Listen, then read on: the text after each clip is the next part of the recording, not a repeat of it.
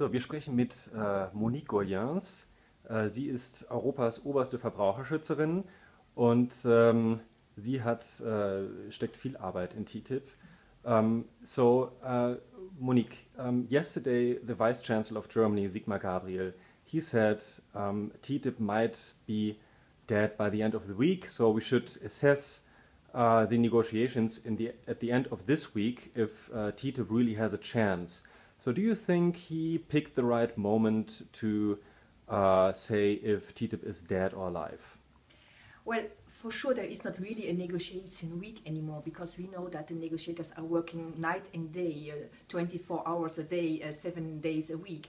So this is an ongoing story. I think currently it's indeed a very difficult moment. We have the UK Brexit that we need to manage.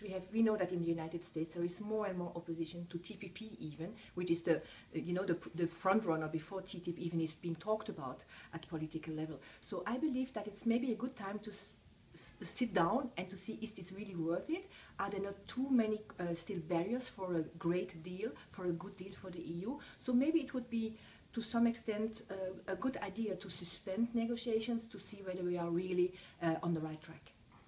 So you criticize the negotiators a lot because you think that consumer protection is not really part of TTIP, but you also have some hopes that they can learn from it. So do you still have hope that there could be a good TTIP which is good for consumers?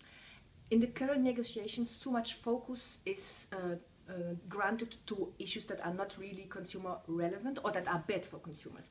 There are offensive interests for consumers that are not being really on the agenda of the negotiators. So we believe that it's time to really take the time needed to make a consumer-friendly deal out of TTIP. And we have seen the questions that you have asked to the negotiators yesterday, where they even are not aware that there is a consumer aspect on the negotiations, for example, in the car industry. So it is really time for a wake-up call for many of those negotiators to also consider the consumer dimension, because TTIP is being sold as being good for consumers, but then it should also deliver. And for the moment, there is no guarantee at all for that. So this week, the negotiators are talking about certain industry, for example, cosmetics. And we saw a proposal which was tabled by the European Union, which is very general, talking about future cooperation, not so much about equivalence of standards. So that actually was always a fear from your side, that if we get the American standards for cosmetic products would be very deteriorating for Europe. So now the proposal looks a little different. So is that maybe a victory for the consumers? We believe that the real risk in TTIP is not necessarily in its detailed provisions, but it's in the institutional provisions, how, in fact, regulatory cooperation will take place after TTIP has been agreed to. And though these institutional provisions are not yet public, we fear very much that there will be really too much pressure that is going to be put on the European regulator, either to water down the European provisions on cosmetics or to accept products coming from America that do not necessarily comply with the European standards. And this is something that is really a risk that is integrated into the institutional provisions if they are not written in the way that they should be.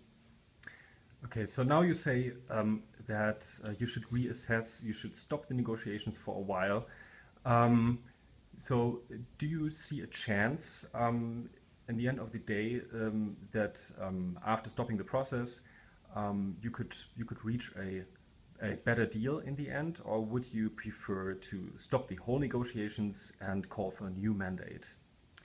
Well, we have not yet talked about that. For the moment, it is really clear that many issues are being stuck. There are many very important elements that are also good for the European industry that are really in a very difficult position of negotiation, be it indications of origin, of geographic origin, is it a public procurement, the investor-state chapter is also very much under US fire. So I'm not necessarily calling for a stop of the negotiations, but I think that it would be really maybe good to have a not a political stock-taking exercise only done by Mrs. Malmström and Mr. Froman, but maybe a more general questioning by the Council, by the Parliament, by the Commission about where are we heading to, and is that the way we want to go to? Because for the moment we fear a little bit a rush into political conclusions, while the file is not ripe at all for that.